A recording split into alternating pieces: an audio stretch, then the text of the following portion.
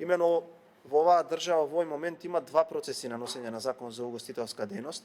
Еден кој што во моментов суштински се работи во Министерството за економија и еден кој што го поднесовме група на пратеници, кој што е дел од реформската агенда. Со носењето на овој закон нашата држава ќе исполни една важна обврска, но и ќе инкасира 4 милиони евра, но сакавме суштински да внесеме еден дел кој што треба да регулира еден многу важен дел од македонското општество, а тоа е дигитализацијата на процесите во кој што сите оние кои што се од карактер на ноќни клубови, кабареа и така натака, ќе имаат можност да добиваат лиценци.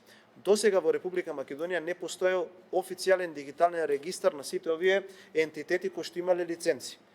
Моментот за вие да добиете лиценца бил многу практичен од аспект на административна процедура која што видовме до што не донесе.